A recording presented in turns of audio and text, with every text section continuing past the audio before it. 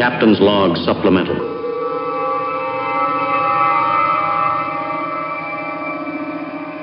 Hey Jeremy, you know those race cars you're busy building? Yeah, I do. I You, got one you, that I'm looking at every day. you know what I don't see you working on? You don't see me working on the amazing Sentinel system yet. That's true. It would take all of 10 minutes for you to have one.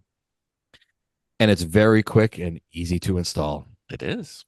It is. And we could watch you when we are not at the race with you and see how you're doing. And then we can call you up when you get out of the car and tell you everything you did wrong. And I love that because so many years I've been driving and not been able to see what I'm doing. I know. And now we can. I know. You know what I'd like to do with the video? My most favorite thing is I take the video and I load it on YouTube and then I send it to my coach and say, look at 26 minutes and 17 seconds. Look at this one lap and tell me what I can do better. And every single time, you know what they say? Everything. Exactly. Precisely. So with the Sentinel system, you get instantaneous feedback plus useful feedback that unfortunately is accurate for my driving. I think it's accurate for all of our driving. Pretty much. Yeah, that's probably true. Yep. But you need to get one in your car, sir. Yes, I do. And with the discount code that you're going to tell everybody, they can save 10% on this awesome system. Yep. Trouble free. I haven't had an issue getting video every time we've gone out with the Sentinel. It's always worked. Can't say the same for some of the other systems we've tried. So I don't know. It's on the podcast notes down there. Don't do it while you're driving though. We like to have our listeners live. It's good. Who hope to one day be the world's greatest driving heroes. Created from the cosmic legends of the universe comes our team captain, the Vision, Bill Fisher. And their soon-to-be Wonder Woman, Vicki Fisher.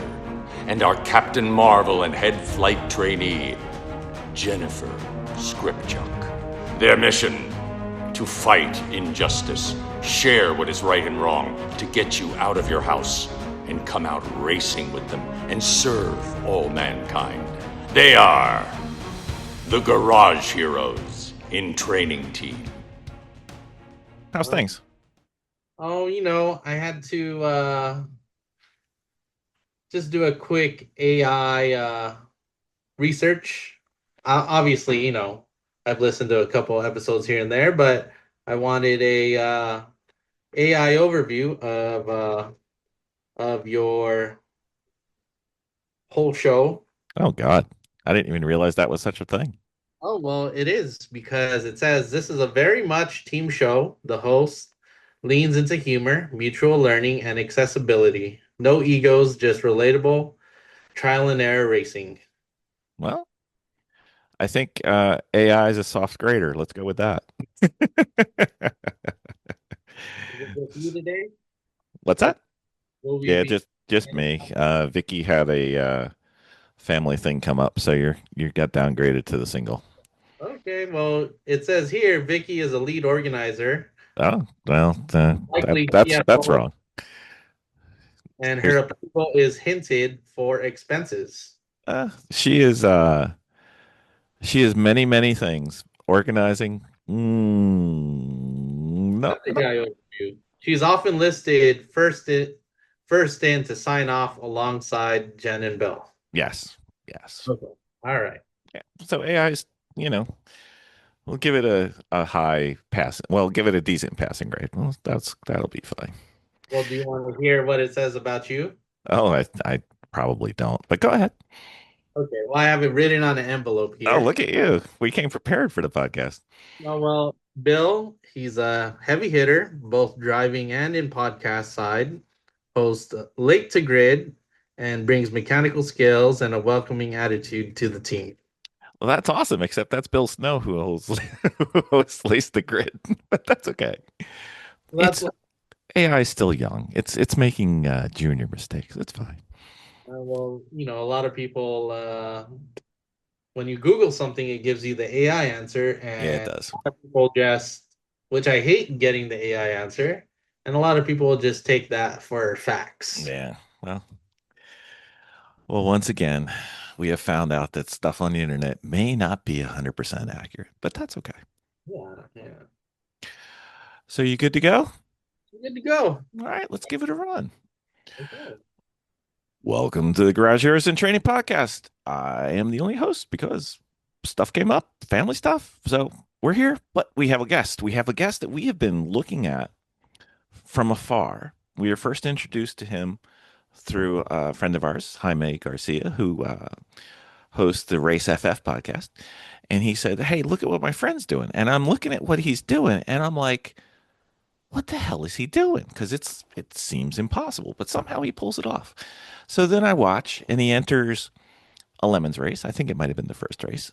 I'm not sure if they won something, but it seems like every other lemons race they enter, they win something. So last time they went and did the Thunderhill 25 plus a little bit. And we thought it'd be a great idea to see how things are going and see how things started in the beginning. And wanted to welcome to the podcast Kelvin Arreola. Welcome to the podcast, Kelvin. Thanks for having me, Bill. Oh, no worries. The thing I'm going to have to fight is making jokes about the different temperature scales with Kelvin as your first name, but that's okay.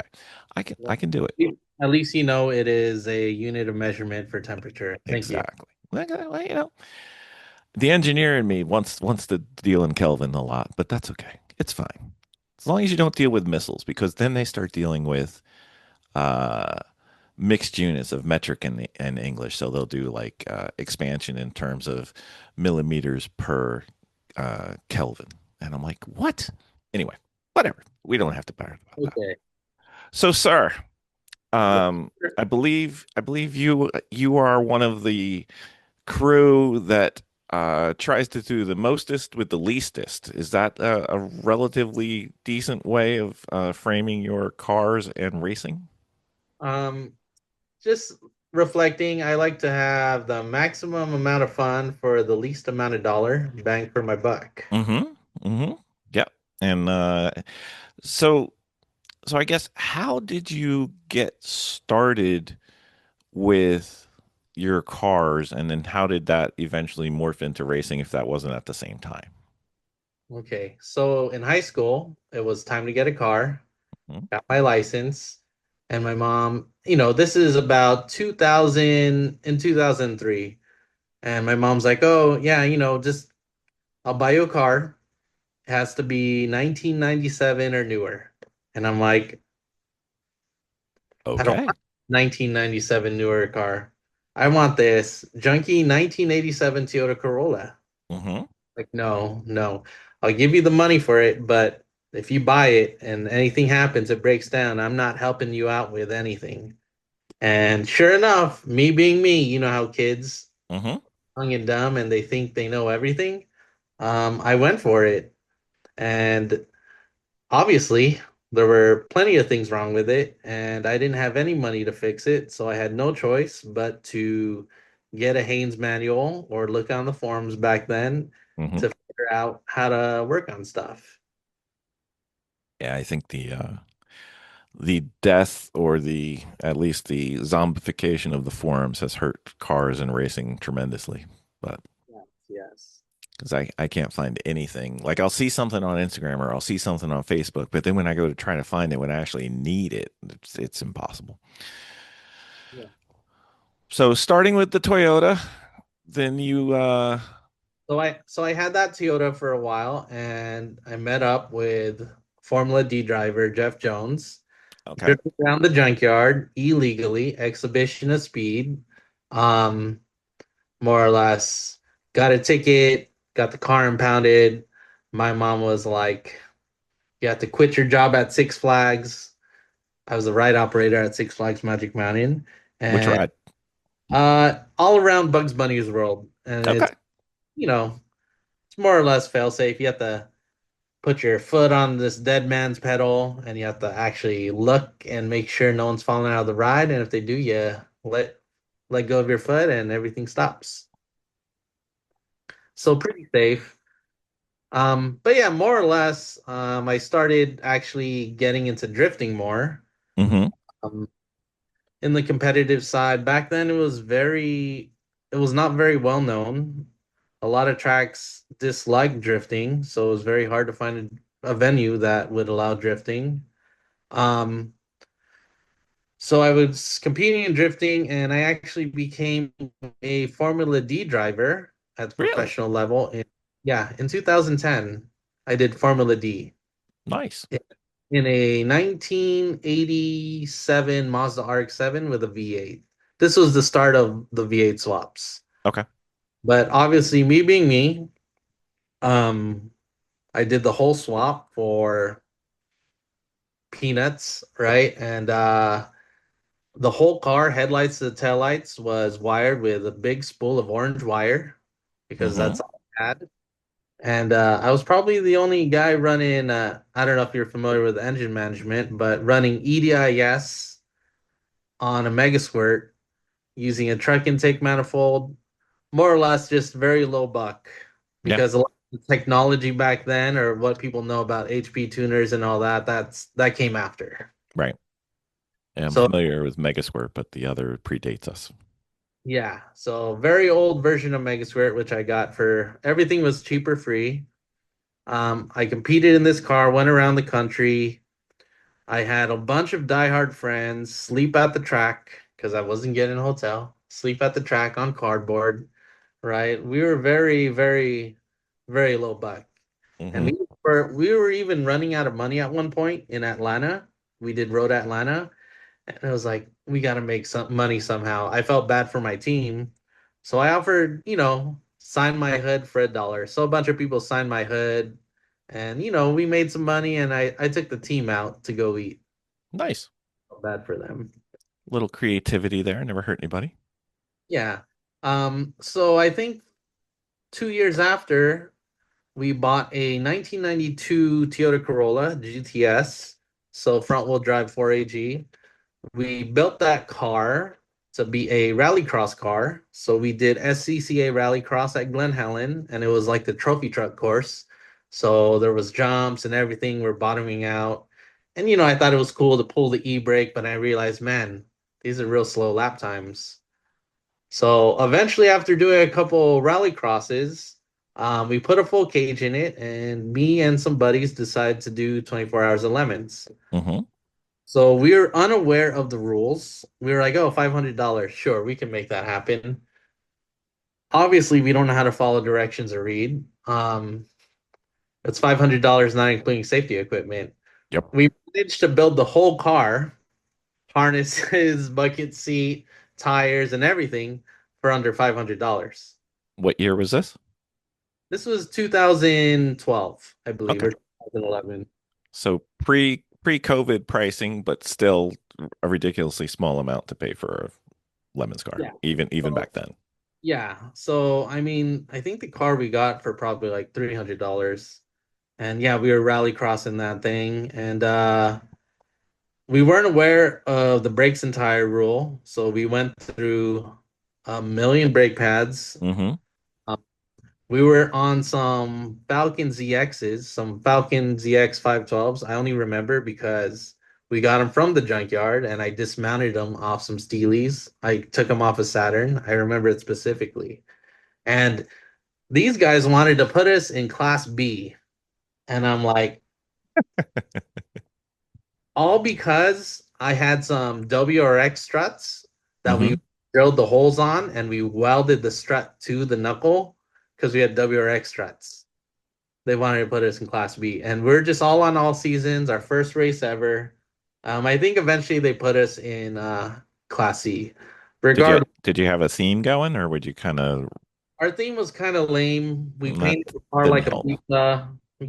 We painted the car like a pizza. I think we were car 138, and we were at Walmart, the closest Walmart to Sonoma, and we just picked up onesie outfits, sesame onesie outfits. Mm-hmm. So we did learn a lot that race. We learned not to speed in the pits. That's a We good learned plan. Good really plan. quick, very quick. Um, my buddy Jeff Jones learned not to be racist or make racist remarks. He had to write standards 100 times. I will. Okay. I have a good relationship with him, so we mess around with each other. But one of the judges heard a comment he said to me, and he was like, "My wife's Asian. I want you to write, 'I will not be racist' 100 times." Um, and Bib, which you know as Jaime, Mm-hmm. which we refer to Bob. I believe he black flagged. He spun out a couple times, so they made him draw the track on the hood. Mm-hmm. So we did learn a lot that weekend. We were all just for having fun. I remember it was obviously it's called Ours Freeze Palooza for a reason. Mm-hmm. The second day, nobody wanted to drive because everyone was freezing. We left our suits hanging on the canopy, and there was ice. Oh. So nobody wanted to drive that first session. It was I can see that. extremely cold. Extremely Yes. cold. People wanted the sun to come out. I think I drove that first session, and I think I was purposely going as fast as I can just to get the car up to temperature so the heater can work. Wow, you left the heat in. Okay, so that's a good plan. Yeah. Heat and defrost are the things that people always worry about taking out. I'm like, why are you taking that out? It comes in handy. Even in our car right now, our current 2000 Corolla, we have AC still, which helped us out tremendously at Thunderhill. Mm-hmm. We'll get to Thunderhill. That's a separate unto itself topic. Yes. So I was storing the car at my house for a while. We really didn't plan any races or anything with it. We smoked the clutch on it. It needed a windshield. It needed a bunch of work. Nobody had time. I was going to school. So eventually we sold it to I believe they're Cal Club, a bunch of corner workers that wanted to get into lemons. They bought our old Corolla and we sold it literally for like $600 Nice. for So because you, that's so you made a profit from racing. uh you know how you make a large fortune in racing I unfortunately, yes, I do. or a small fortune in racing. Start with a Exactly. lot. Said that wrong. Yes. Well, I understood it because I am frequently being feeling that in my pocketbook. Yes. Yes. So once we sold the car, we always talked about doing lemons. And you know, during the pandemic, we would have video chats with each other using different apps, just inviting all our friends. And I believe we mentioned about getting back into lemons. So I said, "Oh, that's a good idea." So I was on eBay at a auction, donation car lot auction, which we bought plenty of cars for in Orange County. And there was a stick shift Corolla there. Wow. I was in it. It's like, yeah, cool. We like Corollas. We like old Toyotas. So I won it without even trying to win it, $700. Um, right there and then I was actually recording. I was recording right when I won it, and my wife walked in. I wanted to record the moment I won it, and my wife walked in, and she was asking what I was doing, and I pretty much told her, "Oh, I bought another car." Surprise.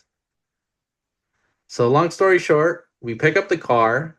It has, I ride, we call it riding dirty. I drive it back from Orange County back to San Fernando Valley.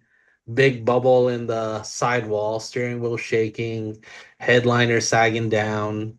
Um, all the tires are flat, so I had to go to a gas station to put air. Hmm. Much got it to the house, and I believe the next day or next couple days, everyone came over and we ripped everything out. Everything. Um, Interior, we wanted to sell the airbags, sell the seat belts. We wanted to profit as much as we could because it was still a $700 car. We wanted to Hmm. fall within the actual rules of $500, right? Not Right. not like any of these $500 my ass builds that I see, but we wanted to stay true to the $500. Um, Luckily, I found some max speeding rod coilovers, the best coilovers ever, for $100 local in Burbank for that car. And everything we bought, I printed out receipts because I did not want them to tell us it wasn't $500. So, I had a whole binder of what we actually spent, including tune up, oil change, and everything, because I wasn't sure how strict they were going to be. Right. So yeah, we buy material for a roll cage. We build the roll cage. I'm very familiar with building roll cages, so that was no problem for me. Did that all in my garage. Um, I think I made the oil pan bigger, higher capacity, oil carrying capacity. Mm-hmm. Um, things like kill switch, tow hook, just everything to pass tech. We ran it by a million times, going on the forums, going on the Facebook groups, just to make sure that our car was going to be legal. Because the last thing you want is to show up and have a cage that doesn't pass. For sure. That's the last thing. Yeah. So long story short, we get the car going. We're trying to think of what theme, and then we come up with Initial D. I don't know if you're familiar with Initial D. Yes. A lot of people weren't familiar with Initial D. Some of the judges were like, huh, what? Because we did cardboard cutouts of the car and had suspenders. So we were each of the hero cars drifting around in the pits while we were doing BS Tech. Um, yeah, long story short, we paint the car. I flat tow the car because I did not have a trailer. It's a lot of things going on. Yep. I put a tow bar on the front with my Lexus, tow it to Lake Isabella, Bakersfield. That's where the trailer is. Once we're there, we load it on the trailer, load the trailer onto my GX, and we head over to Sonoma. And we actually get there early. We get there Friday morning. And I think our tech time was like at 2. So we had some time to kill. So we met up with Jaime and Caroline, his partner, Mm-hmm. there. So it was me, Jaime, Caroline, um, John, which is our leader, team captain, and Jason, who is also a fellow Corolla enthusiast. Mm-hmm.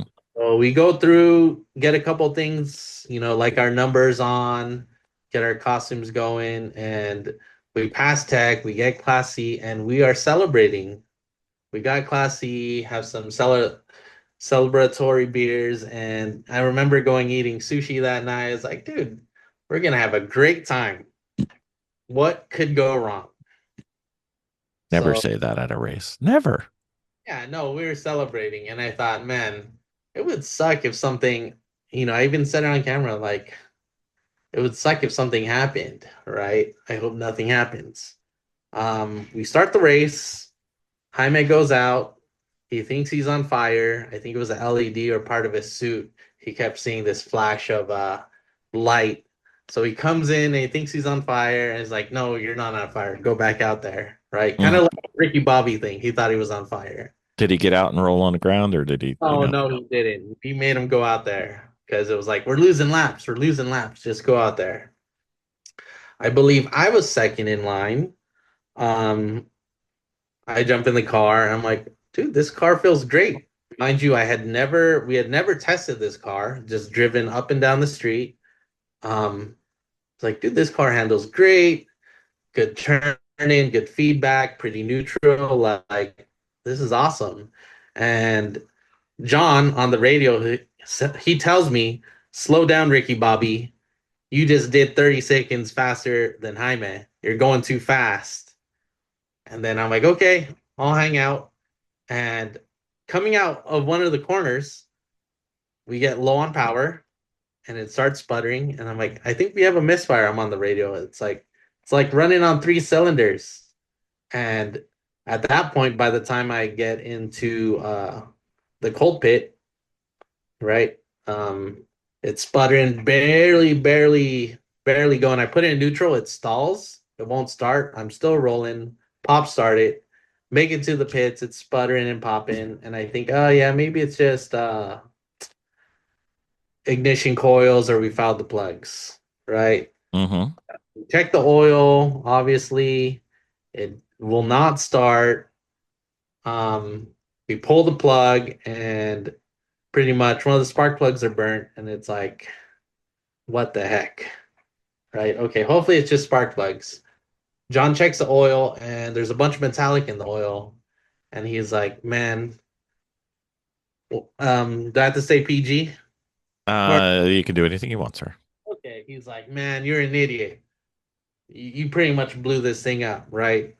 We changed the plug, we started, and pretty much it's just knocking, but will not stay on. Sure enough, probably the 10 bolts on the oil pan just blast off with the impact and drop it. A piece of the rod is there, and it's like, okay, yeah, definitely we're being punished.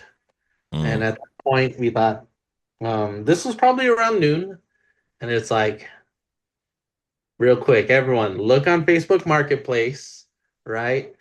Look on Craigslist, try to find an engine. Nothing close, nothing nearby. Um, we're scrambling, asking, calling different people that my buddy knew locally to see if they had any engines or any leads. More or less, we just need another engine. Right. We were almost going to buy another whole car and swap that engine in, but it was too far. I forget what city it was in. It wasn't really, the timeline wasn't matching. So we decided, okay, there's a junkyard probably 45 minutes from here. Maybe it was an hour. I forget. I was like, okay, it's 3 o'clock. We gotta get to the junkyard. We get to the junkyard at 4 o'clock. The junkyard closes at 5. We are on a time crunch. Hmm. So what's the first thing we start doing? Everything that had a 1ZZ, we were pulling the pan and wobbling the rod bearings to make sure there's no play. Little did we know that's a very common problem. People burning oil and running without oil. And usually number one was cooked Hmm. on a lot of them. We finally find what we think is the engine, right? Well, you only need one. I mean, you don't need them all. Yeah, but the best engine that we found, right? Yep. The rod bearings. Let's pull it, load it into the car, and yeah, it was about like 5 o'clock. You got to do some unconventional things at the junkyard. Sometimes it's sketchy. Couldn't slide the engine out, so I had the boys lift up the whole car, teeter totter it while we slid the engine and subframe out. Um, got it loaded back into my Lexus, drove down, got a bunch of oil, Rotella or Dello, whatever, diesel oil, and Hmm. then whatever gaskets and whatever else we need. We head back. We make it back around 7 o'clock, just in time for the potluck that they have at Sonoma. Hmm. And I already knew. Let's just enjoy eating. This is it's gonna be all downhill after this. Yeah. So we enjoy the potluck, and then from there we start tearing into the car. All hands on deck, as fast as we can. People are prepping the new engine, and people are pulling out the old engine. Already before we left, we already drained the fluids and had people loosen the bolts while we were out. So more or less, you would think it is a direct replacement. You would think Be too easy if it was, though. it would be too easy. So let's say around midnight, we get it together, put it up, put the subframe up, bolt everything up, top it off with oil. It will not start. Why will this not start? So we were missing some plugs when we put it in, and we realized we got a non-VVTI engine, and ours was VVTI, variable valve timing. Hmm. How different could it be? We can make it work. Um, we pulled off the camshaft and we locked out. Someone told us to lock out the gear, the timing gear. So we just shoved a bunch of stuff in there to keep the gear from advancing and retarding. Hmm. It still wouldn't start. And, it's probably like 12:30 or 1 o'clock. Everyone's tired. Everyone's Yep. had a long day. Everybody's getting stupid. Everyone's getting stupid. We're calling people that we know own Corollas, and one of them mentions, oh, or I think John finds it on a forum, someone who had a similar problem. The reluctor wheel is different. The reluctor wheel picks up the signal off the crank angle sensor, and that is behind the pulley, behind the cover, because it's timing chain. Hmm. And I think that would be really easy to do if it was out of the car. This was already in the car. Yeah. Long story short, we had to work in a space probably like this much between the front cover and frame rail. So Pull it, like an inch. yeah, about an inch. We swapped the reluctor wheel, and by the time we figure things out, it's probably like 4 a.m. It starts up. We are ecstatic. We are happy. Lack of sleep. Um, my snowboard jacket is because it's cold. It's Yep. cold. Snowboard jacket is full of oil and coolant and everything, and Yep. I'm feeling like lack of sleep, hallucinating. And the only thing I do like about Sonoma, well, most tracks, they have a shower. Hmm. And probably the best feeling taking a nice hot shower after getting this thing together. Yep. For Yeah. sure. So we get it going and there's tools everywhere. So we clean up. By the all said and done, it was like 6 o'clock by the time we cleaned up everything. It's like, okay, sure, maybe I'll take a nap for an hour or two. Yeah, because you did all that work just to go race, and now you're shot for racing. It's the big hassle. So more or less, we were up all night, and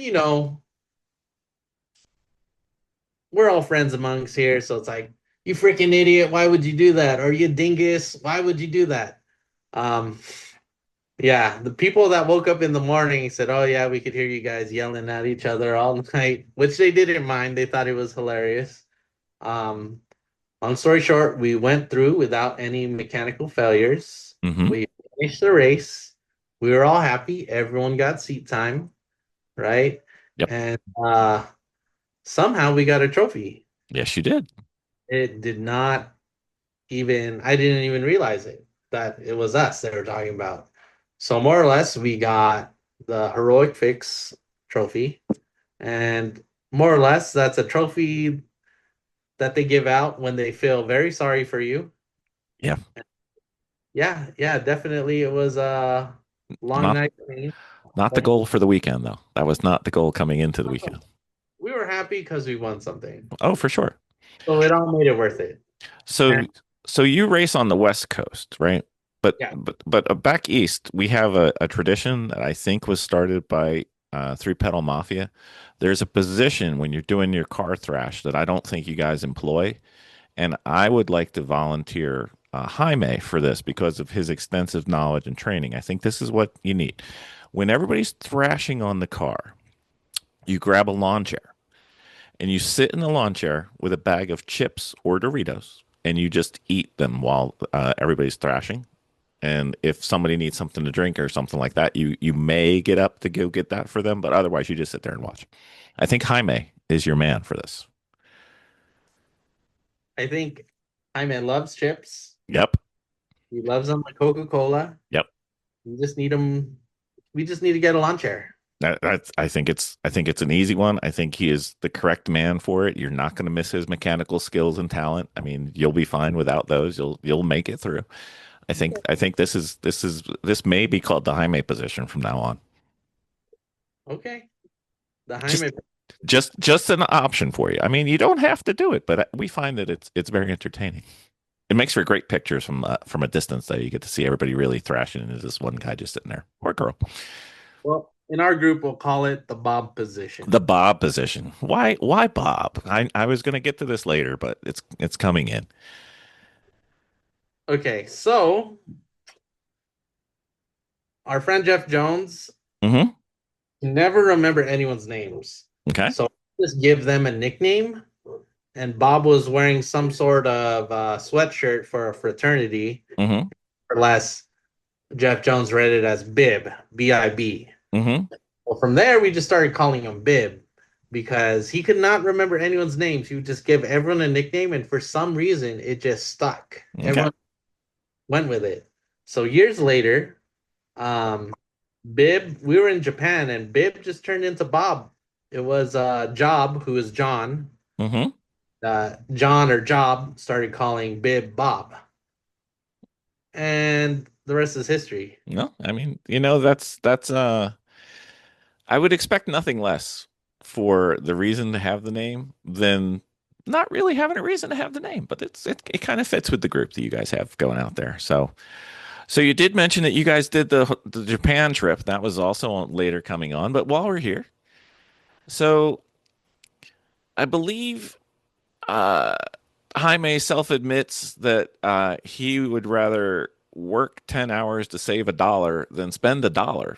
I mean, famous for going to the local flaps and getting the cheapest brakes that he can that have a return warranty and just keep changing the brakes as opposed to getting good brake pads. But, it's a choice. It's not a good choice, but it's a choice.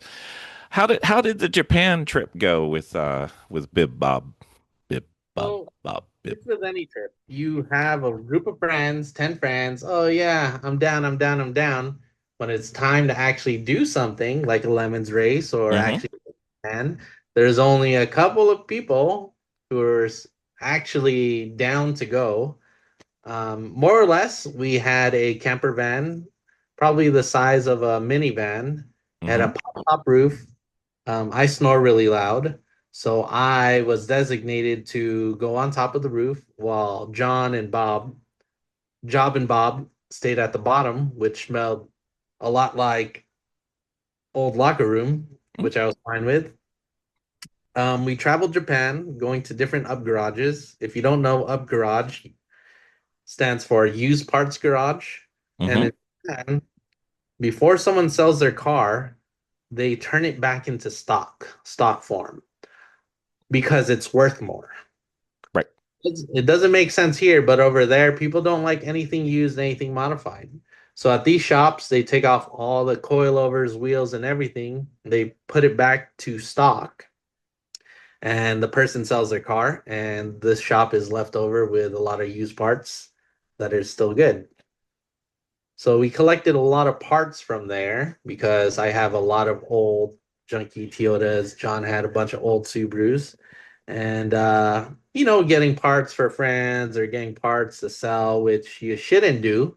No, that's not something you guys would do ever. Never. Oh, but I gotta say that it did um pay for our trip. Mm-hmm. Yeah, yeah. So I think that for paying for our whole trip, expenses covered just from reselling car parts on eBay, still for a good price. So, is this a extra weight luggage tax that you have to pay, or is this a shipping, or how would one, not you, but somebody who wanted to do this, how would they go about doing this if they were to go to Japan? I'm glad you asked, Bill. You would take Singapore Airlines. Mm-hmm. You're allowed to bring back, I believe, two suitcases of 35 kilos. So what's the math? 2.2, Yeah, 2.5. it's like 80 pounds, maybe a little more. Yeah, two big luggages on Singapore Airlines. As long as it fits within a certain dimension, Mm-hmm. which give you pretty loose dimensions. Yep. Singapore is pretty nice as far as airport airplane places. They're kind of, you're the customer. We'll let you help. So. Yeah. So what we did was bring sleeping bags. Me and John brought all our underwear with holes in it Mm-hmm. because we weren't planning on doing laundry. Yep. So we're just throwing away our underwear every other day. And then we wrapped all our car parts in the sleeping bag. Okay. And on Amazon, you can just get a big loose duffel bag. Yep. And I packed everything into there. I mean, this person did, not you, Oh, obviously. yeah. Theoretically, if this person wanted to do it, they Yeah. would do it. Yeah. And, theoretically, customs could ask you questions and ask you about if you have intent to resell and if you need to pay taxes on these items. Yeah. Yeah. Potentially. But you wouldn't want to resell it because you brought them for your cars, and if they just happen to not fit your car, I mean, you don't want to throw it away. Yeah, so this person, let's say if they brought car parts and they didn't fit, Mm. just pick it up. They could put them on eBay and sell them. Mm-hmm. Theoretically, I mean, this Theoretically, this could happen. yeah. But also, um, if you need to bring any kind of shock absorber on an airplane, they will not allow you because it's a charged cartridge cylinder. Pressure. Yeah. Just make sure when you're shopping for the correct car parts that fit your car, Yes. coilover box, that you can actually bring them on the plane. Mm. Yeah, that's a good tip because you safety first. I mean that's important. Yes, definitely. Absolutely. So okay, well, I mean, public service announcement for if anybody was curious how to do that. So okay, so so why Toyotas? You started with one. As far as I know, I mean, obviously we talked a little bit earlier. You've driven non-Toyotas. It's not like have an allergic reaction to non. But it seems like there's a Toyota theme that goes common throughout most of your automobile hijinks. Let's go with that. Okay, so I mean, I was in a RX-7 for a while. I did Mm-hmm. drive a Nissan 240SX or S13 with a K8 turbo. I did drift around that for a while. That got stolen. I did have a Subaru. I had a GC8 with a WRX swap, so it was turbo, two-door. I had a Forester that I would off-road that was automatic that I added a turbo. Um, Eventually I got rid of that car. But it's almost like full circle. Once my S13 240SX got stolen, um, I needed a car to get around. So my good friends Jim and Steph, which are also Toyota enthusiasts, they sold me my 1980 Corolla for 500 bucks. Mm-hmm. $500 my ass. Yeah, it was 500 bucks. Um, $500 is $500. I mean that's the rule. yeah. So slowly just started modifying it, and like I like to tell people, I don't choose my cars choose me. So that car fell into my lap. I wasn't looking into it. It was cheap. I bought it. My other car, my Toyota Celica, which has 800,000 miles. My goal is to get it to 1 million. That fell Mm-hmm. into my lap for $1,000. I wasn't looking for it. My 1983 Corolla hardtop, I bought that a long time ago on that auction website that we bought the same Lemons car. That was $200. It was like, Mm-hmm. yeah, I could use this for extra parts, but I ended up just making a complete car out of it. And then my 1987 Toyota Corolla, also known as the AE86 or Hero car from Initial D. John bought it in Oregon for $600. And he was like, I got too many junk cars. You want this thing? I'm like, hell yeah. So, I'm not paying a premium for these cars. And they kind of just come into my lap, if that makes sense. Mm-hmm. And so just having Toyotas, people automatically message you also saying, hey, I have this shell. Do you want parts off of it? Some of them implying paid parts, some of them implying free, right? Um, so yeah, I guess first of all, I think Toyota is great. Very simple, very reliable, especially back then. Um, the other Toyota cars I have in my fleet is a Lexus GX 470 or Toyota Land Cruiser Prado, known overseas. My wife drives a Prius C or Aqua, known Mm-hmm. in, and you know, they're easy to work on, they're reliable, and they're practical. I'm more of a practicality kind of guy. Mm-hmm. But I was also cursed with a Mini Cooper that my aunt gave me for free. I'm telling you, these cars just fall into my lap. It's a It's a tough life you got so far. yeah, it's a 2014 Mini Cooper that she crashed, and it's automatic, but it's turbo. It's a Cooper S. Mm-hmm. I just got a new bumper skin, wasted way too much hours on the hood, pulling it, fixing the dents rather than just buying a hood. I was gonna say the hoods aren't that bad on those. It's a it's a F56, not an R53. Yep. But at the time of fixing it, it was hard to find a same color hood, and I didn't want Yeah, to.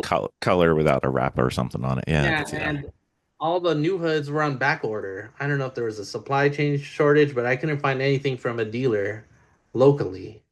So I was pulling my hair on that. I was almost just gonna buy a carbon fiber hood just to have a Mm-hmm. hood. Yeah.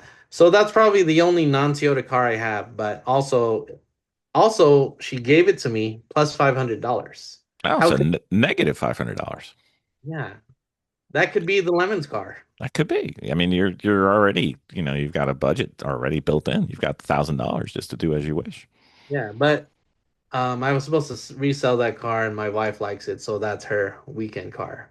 So I have to do my Jaime impression. Did you change it to wheel studs yet?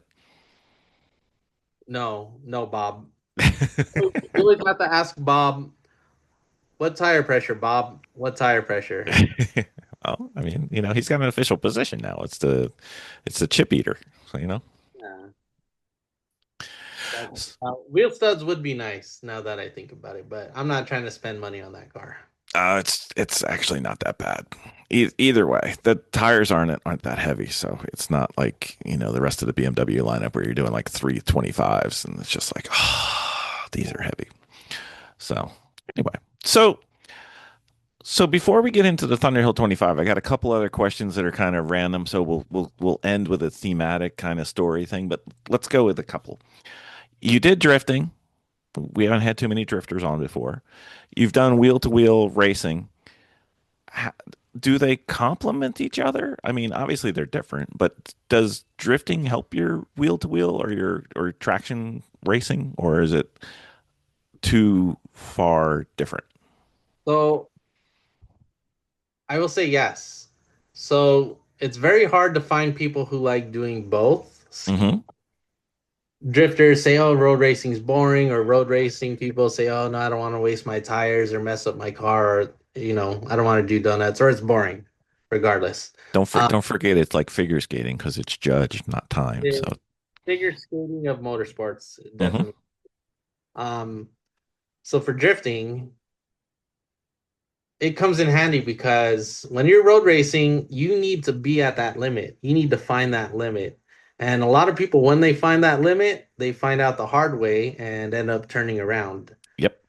When I'm at the limit, I'm not trying to go full angle, backwards angle. I'm like zero counter steer, early throttle exit, just sliding out of the corner, barely slipping, having that slip angle. And Hmm. with drifting, it is very beneficial because if it does go crazy on me, people have that death grip.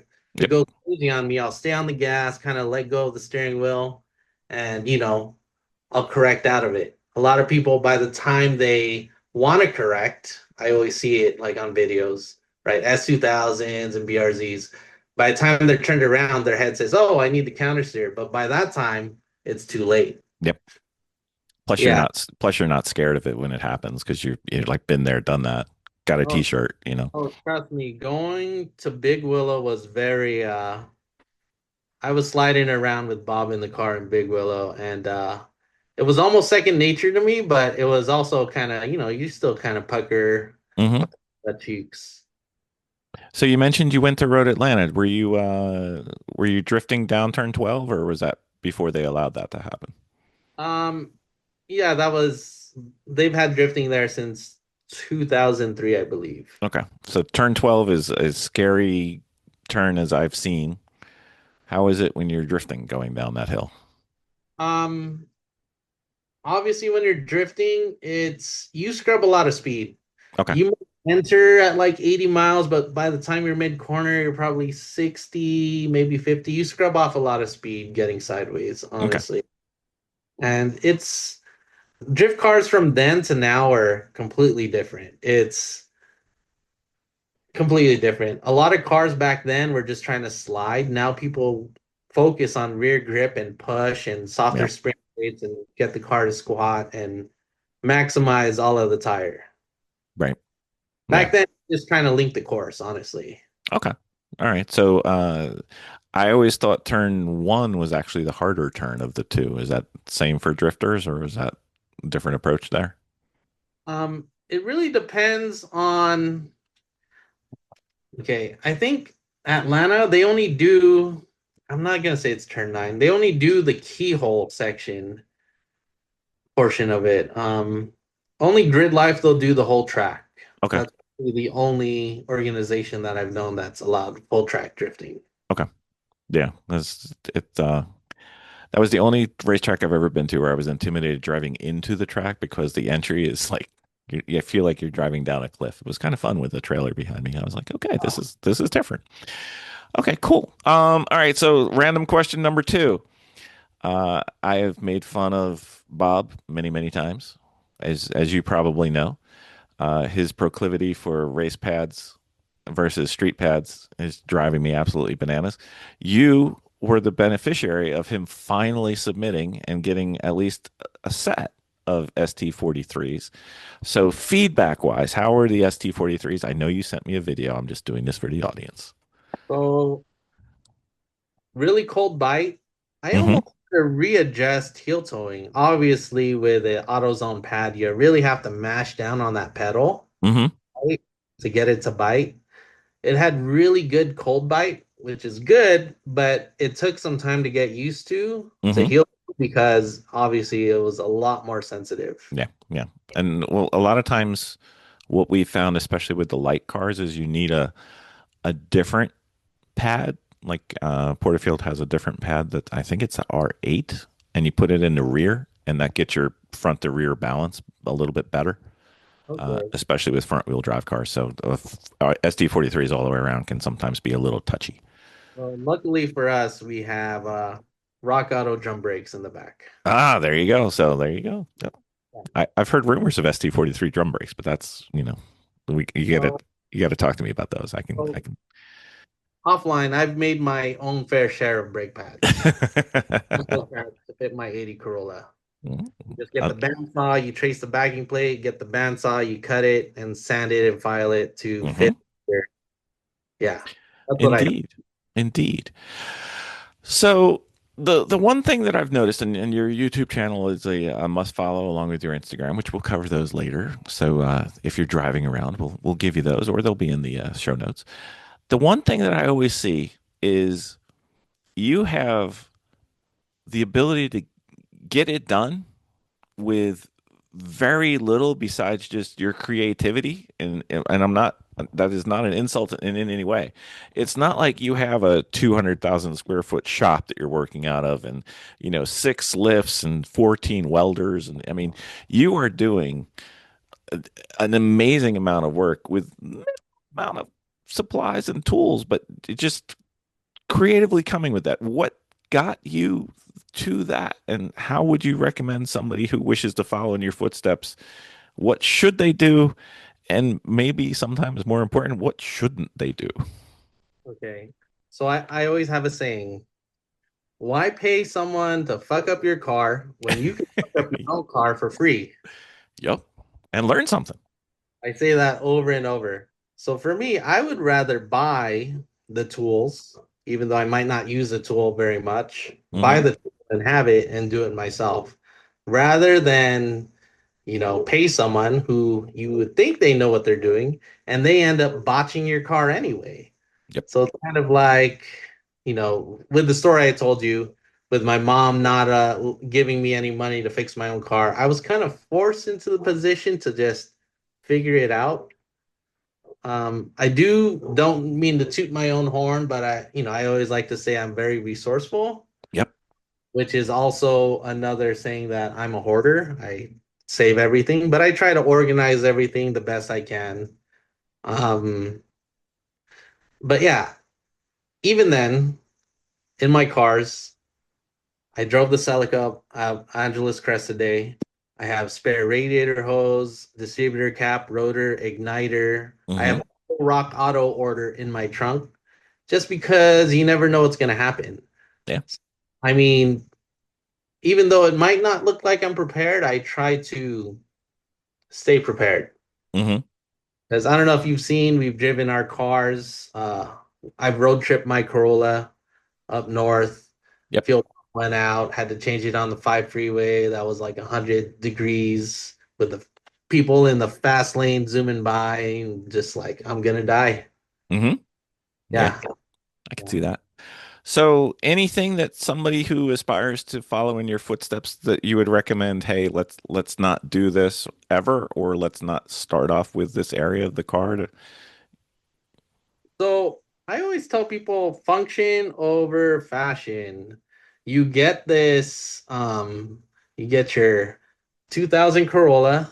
I mean, take care of the oil leaks first. Don't put cool wheels and lower it. I mean, that's always cool, but you know, people don't want to hear the answers I have for their car or nope. for their aspirations or builds. People are like, "Oh, I want to put a K20 in my MR2 because the engine's not running right. I'm like, dude, it just has a misfire. Yep.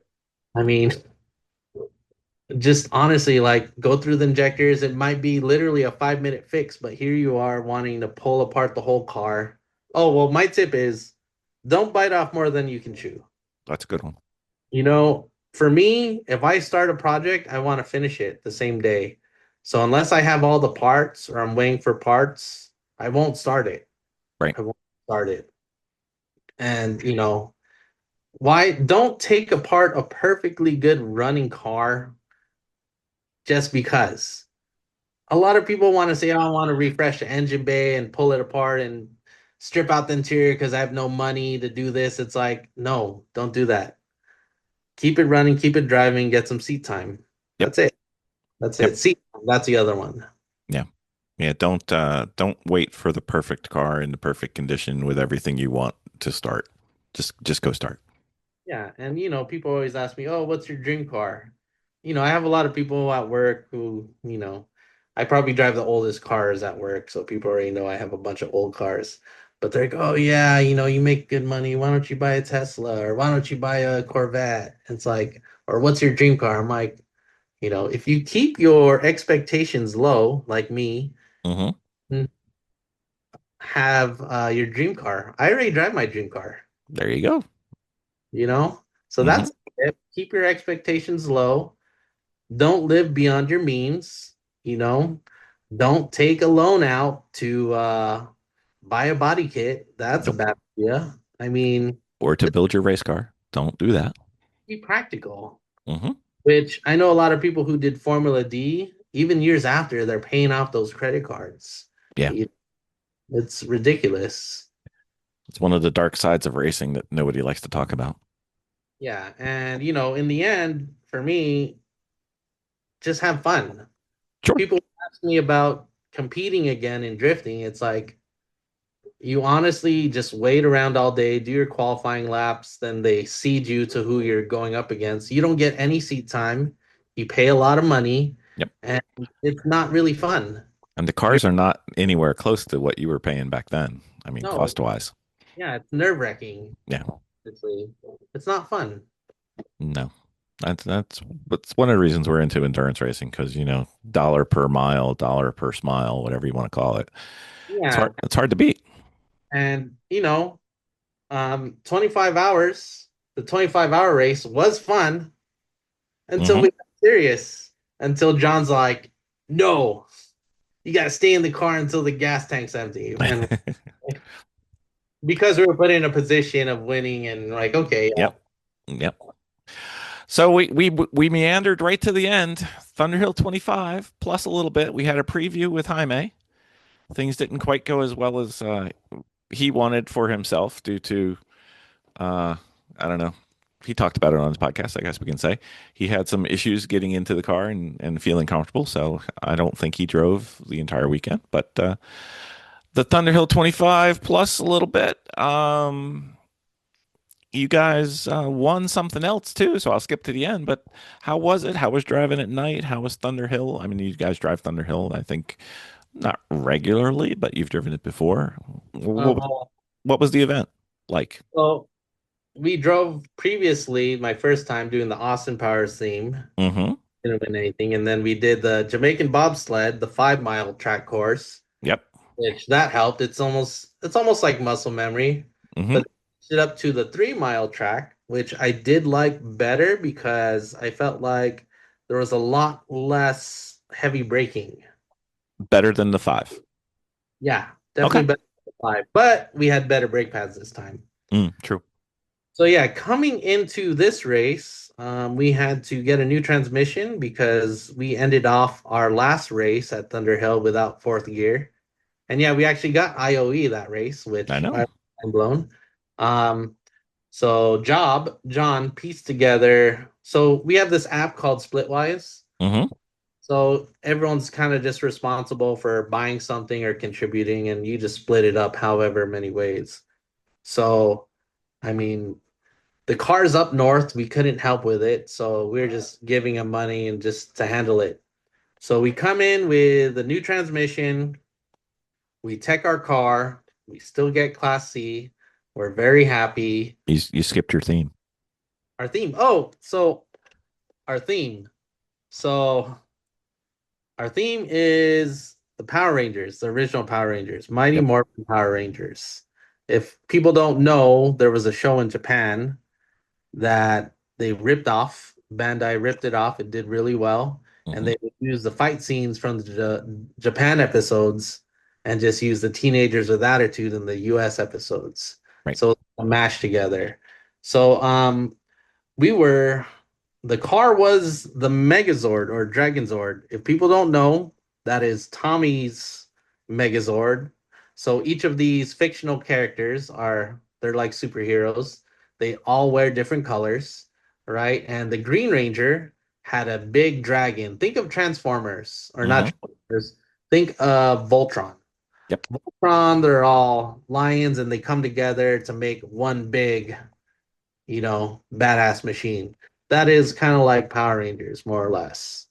Hmm. So our theme for the car was the Dragon Zord. We had a big tail, a lot of buckets and pottery, and a 3D printed spike. And it was welded in with a bunch of rebar, and it had nylocks on there because the judges are like, make sure this doesn't fall off. We had nylocks. It was super secure, and the tail would just swing back and forth. Hmm. It's pretty Um, spectacular. Worth looking up. And then, you put little teeth in the grill and do red headlights because it looks cool, but you can't see anything on track. So we ended up putting fog lights. And yeah, it was the Dragon Zord. Pretty spectacular. Yeah. I believe you won yet again, Gears and Gasoline. No, we won Class C. Oh, no, that's right. You won Class C. It's sorry. With all the races you enter, it seems like you win every time. It's just hard to keep track of which one you win. No, but so, our plan. So we got this race for free because we got the IOE. Ah, that's what it was. Yep. Okay. No, we don't like paying for stuff. No, this is obvious through the podcast that we've already listened to. We understand. So our plan was if some catastrophic failure happened, because we were gunning to win Class C, if something happened, we were just gonna theme really hard in 105-degree weather. Hmm. We wanted the money, you know? Hmm. So that was our backup plan. Luckily, we didn't have to do that. Hmm. So yeah, for Thunderhill it was a 3-mile course. You go through tech for your car, then at night, 8:30, you come back and you have to shine your car, I believe, 40 feet away, and it Yep. can't be above this line. And if it is, you have to put tape or adjust your headlights down. I feel like that was very kind of subjective. It was hard to, yeah, because we saw other cars and it's like, dude, their things are like pointed up to the sky, which got John a black flag because he couldn't see on track. He got completely blind on the apex. Hmm. Let me circle back. So we get through tech. Everyone goes to sleep. We wake up, and it is the day of the race. 25 hours. We go to a driver's meeting, and we're all in high spirits. We're all happy, and then we start the race. And without fail, our radios stop working when we need to get to grid, and it's like 10 minutes to get to grid. More or less, we swapped the batteries. I blame it on Bob's fake Baofeng radios. They're 10 ways. Thanks, Bob. Um, we get the radios going, and then Gene, which he has experience doing a lot of road racing. That's our ringer right there. He starts off the race, and we agreed just come in when you're tired. He Right. comes he comes in after an hour and a half, and then I go, and then we realize we're about top three, probably like for the first 2 hours of the race. Top three in all around or C? Oh, and C and Okay. C. But we were like top 20 all around, right? Hmm. Or first we were like top 80, and slowly, like hour by hour, people were like dropping like flies. Hmm. So we decide to stay in the car until you're out of gas, which in a 2000 Corolla, doing the 3-mile course, it was about 2 to 2.5 hours, depending on how many yellow flags there were. Right. And so I drove my stint about 2 hours and 20 minutes. Then John went and he went for about the same time. The peak of the heat for that day was about 105, and the hottest time of the day was probably 4 to 5 o'clock. Yep. And I think this is where Jaime, freaked out because all day I told him, Bob, drink some water, Bob, drink some water. Drink I that told him tea." in the episode too. I said, drink until you pee every hour. And I was chugging water Yep. nonstop. And more or less, I didn't have a shirt on half the time because I was either in my Yellow Ranger costume, which, if people don't know, Yellow Ranger in America is a Vietnamese girl called Trini. So I was a Yellow Ranger somehow because I'm also Asian. I don't know if that has anything to do with it, but I was assigned Yellow Ranger. Okay. And yeah, I think that contributed to Bob's overheating because I was reviewing the footage. He looked good, and then you could see him kind of like getting antsy while they're buckling him in the car. And then he opens his visor in the car, and then you can tell he's not feeling good. Then all of a sudden he says, I can't breathe, I can't breathe. Right. Like I was saying earlier, that car still has AC. We have a special system of 3D printed ducts using dryer or dishwasher drain hose. And there's three ducts. And what you do is you put one in your suit, one in your helmet, or one above your neck, and then the other in your helmet. And you get fresh AC air directly from that. Mm-hmm. So it worked so good that, like, I don't even understand why people have cool suits. Because they take their HVAC out of their car. Yeah, I mean, how long does a cool suit even stay cool for? Just less than what you need, usually. Yeah, and we did that system, and refueling the car was probably the hottest time of the day because you're carrying this jug, you're in your full race suit, and you don't have that fresh AC air. That's And effort, no breeze from the driving the car. You got nothing. no breeze or anything. So that was actually more labor and heat intensive. Mm-hmm. So yeah, so with that saying, we had a specific order of driving because we only had two Hans devices and they were different attachments for the helmet. Mm-hmm. Because thanks to Job, he did not bring the other Hans. So we had a system of once this driver's done, you steal his buckles off his helmet to use that Hans. Right. So that made it a little more difficult. So it was kind of like, okay, John can't go after Gene because they use the same Hans. Right. That order definitely got messed up a couple times. And with Jaime jumping out, that kind of threw a wrench in everything because it was like, okay, well, who's driving next? Gene just got out.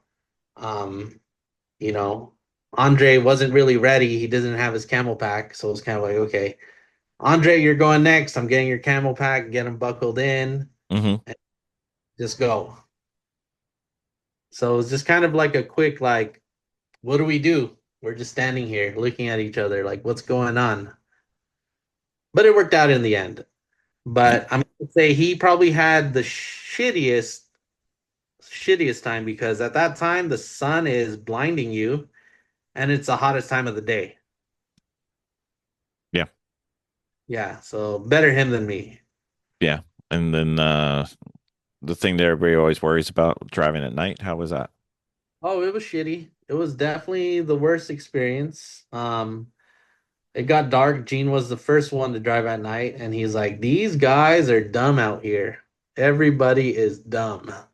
Meaning, you think with headlights shining and headlights blinding you and headlights on your side, people would have more situational awareness. They would actually know there's a car in their blind spot. But maybe for a couple drivers, they kind of disregard that. So it was hard driving at night because you could not see the edge of the track. There's only lights on the straightaway. And if you weren't following someone, you were being blinded and you can't adjust your mirrors because they're strapped in. You're being blinded by other people's headlights and your eyes have to adjust to the road. Yep. So you're just kind of guessing where the edge of the track is and you're just looking. So when there was no cars behind me and there was a big gap between everyone, I felt like I drove the best there. Hmm. But sometimes it was kind of like you get stuck behind a slightly slower car, but you don't want to pass him because he's just gonna blind you. Right. Which Yeah. one to take? Or make sure you pass them where you want to be passed, and then you can get away. Yeah.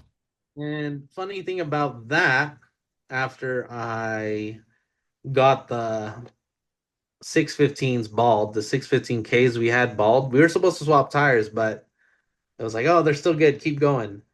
John had a terrible time on him. He was understeering everywhere. But as the sun came up, his lap times got 10 seconds faster. Yeah. I could see that. Yeah, because he could see where he's going. Yeah.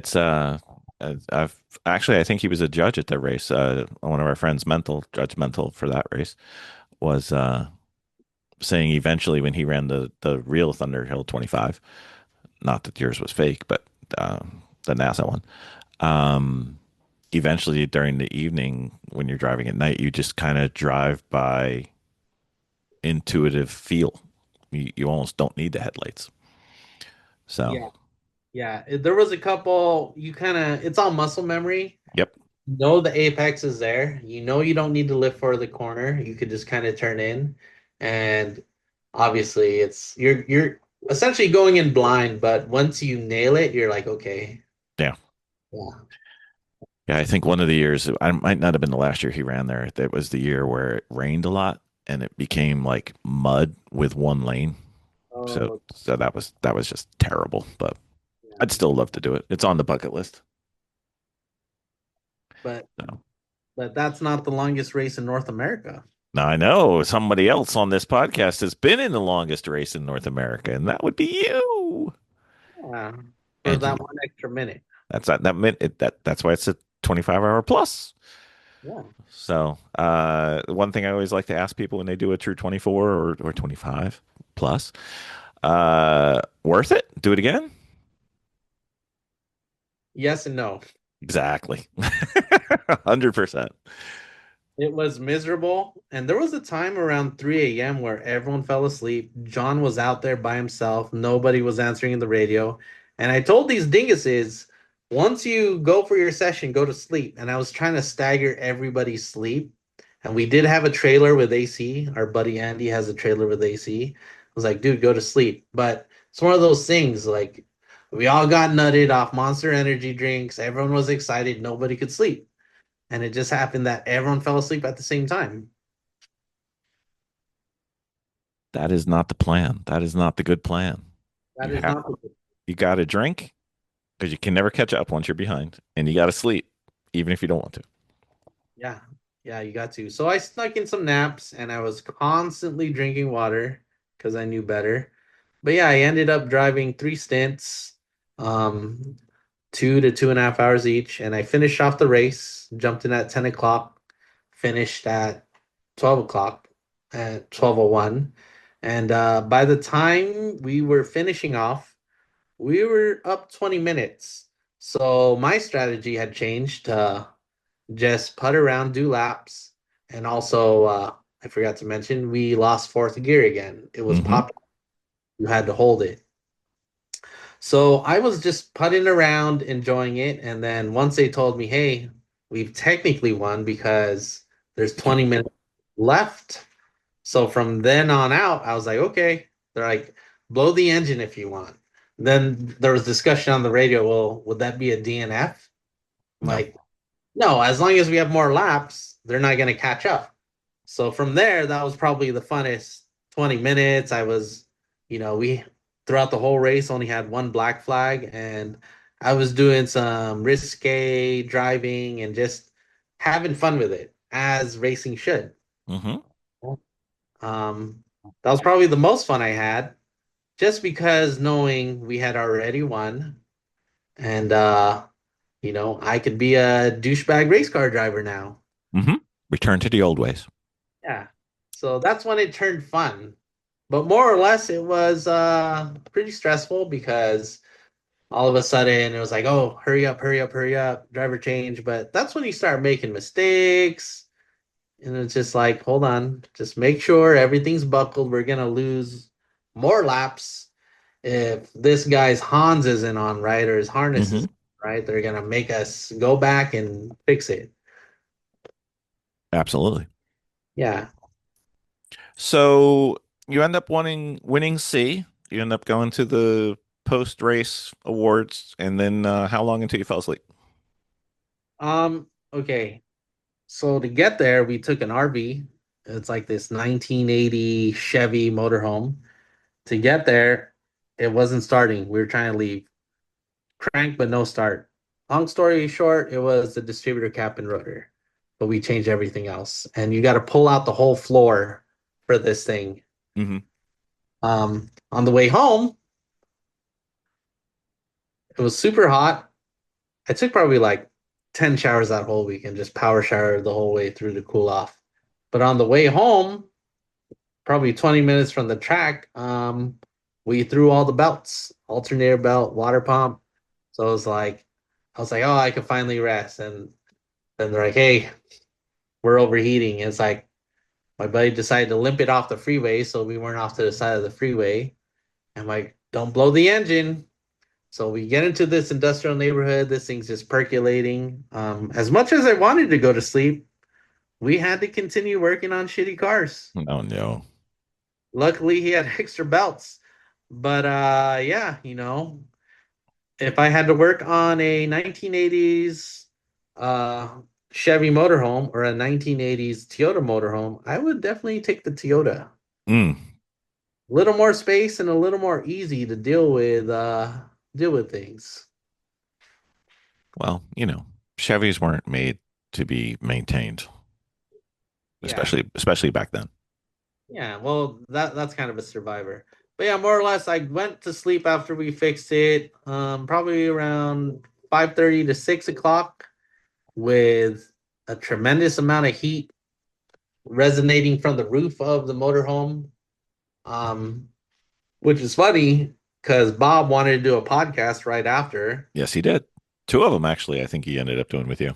Yeah, and I was literally falling asleep Hmm. the whole time, just falling asleep because I could not stay awake. Well, all he did was have to eat chips. He just didn't know it. Did he eat any chips? No, he was eating he was just drinking Mexican Cokes and not drinking water. Drink water, Bob. Hmm. Or at least one and one. Yeah, Alternate. balance it out. But yeah, we were already, once we won, we didn't have a transmission and we knew we needed a whole new motor package. So here we are, even before getting the trophy, talking about the new power plant, this and that. And it's have like, we're already planning for the next race. That's how excited we were because we knew that car would not be competitive in Class B. No, No, no, no. B is the hard one because you have to fit B, but basically be as fast as an A car. man. So Yeah, it's definitely we would not survive. But we, obviously that's if we're douchebag race car drivers and we want to win. If mhm. we just want to have fun, that's a different story. We could just go have fun. What's the big deal? That's right. You make more money in lemons by being gears and gasoline than winning. Yeah. So I mean, I'm fine just having fun and theming it all weekend. But Indeed. if we get put into a stressful situation where we're almost leading, then damn it, then I we don't. want fun. I know that it's no fun racing. Yeah, no fun racing. No. Well, I am not the first to congratulate you, but I'd like to congratulate you on being the winner of the longest race in the history of the United States and North America. Thank you. And, job well done. We had been wanting to have you on the podcast for many years, but we did not want you to be sent to jail for adultery over the Race FF podcast. I mean, we have to not cross the streams to mix metaphors here. But it was long awaited. Glad we got this done. I have 60 plus questions of Fast and Furious Storytime questions that we can do on next episode. But congratulations for winning. Your team did well. Your Toyota Pride came through. The costuming and theming was spectacular, and I couldn't have been happier when I heard that you guys had won. So congratulations. Thank you, thank you. So I want everybody to be able to follow you. So Instagram seems to be the one that I follow the most, but YouTube is also spectacular. So how would they keep track of you and seeing what the latest in Kelvin's world is? I keep it very simple. It's just my name, Kelvin Arreola, KelvinArreola, with no spaces, no underscores. Just very simple. For both? Yeah, for both.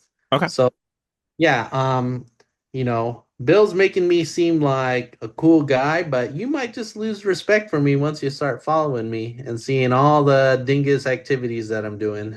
Or you might gain more respect for what you're able to do with what you're able to do it with. There's two sides of the coin. You never know which way it'll go. Well, I always tell people I'm doing whatever I'm doing. I'm not doing these crazy clickbait things. Nope. What I'm doing at the time, I just record it, make a video of it, and publish it. You know, Indeed. this is real life. People don't believe me. No. And there's very little, if anything, that's ever been staged besides, maybe some theme related theatrics. That's about it. Yeah, yeah, but everything is not scripted and it's very genuine when we call each other idiots. Hmm. Yeah, And most likely true. yeah, yeah. Who else is going to drive a 2000 Corolla for 25 hours straight? I am glad we did check the oil when we Hmm. did pull in the hot pits because we added 4 quarts. We were very close to actually blowing the engine. Oh no. Four Yeah, courts at one time or four courts over the whole race? that one time we topped it off with Dello. Oh no. Yeah, so that would have been bad. Yeah, that would have been bad and expensive. And if that happened, we'd go straight to theming. Actually, no. John is very prepared. We had an extra motor ready to go, and he kept joking about hurry up and blow the motor. The sooner we blow the motor, the sooner we could swap it, the sooner we could get out there. Mm. So he was joking about that the whole time. Well, you failed your way to victory. How about that? Yeah, yeah, I like that. It's not a problem. Well, sir, thank you for coming on. It was greatly appreciated. And if the police come for you for adultery, you had permission from Jaime. It's okay. Okay, thank you, Bill. I appreciate it. One last question for you, Bill. Sure. What do you recommend for a high performance adhesive for HVAC units that have zero? Well, it depends on whether you want a water-based or a solvent-based system. Since you're out in California, I would recommend a water-based system, and I know a place that could set you up, buddy. Oh, what would be the company? Precision Adhesives and Chemicals. It's a company I know pretty well. Oh, okay, okay. I will definitely look into that. Thank you. Thank you, sir. Have a good night. All right, thank you. Appreciate it.